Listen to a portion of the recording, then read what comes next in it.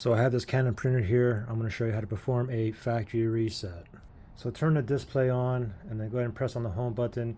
Get over here, and also FYI, if you just want to change your Wi-Fi password or your Wi-Fi network name, you don't have to factory reset it, okay? You can just go to menu and change that information, okay? Anyway, with the factory reset, we're going to go home here, and then we're going to tap on menu, okay? Your menu might be over here, it might be over there, but mine's right here.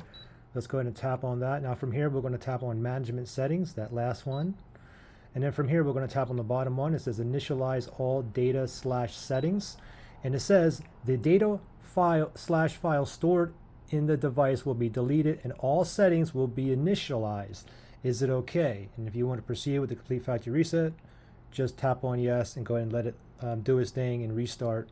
And after it's complete, then you can complete the setup again as a fresh new clean install, or you can sell it or whatnot. So but for this, I'm going to go ahead and press on now.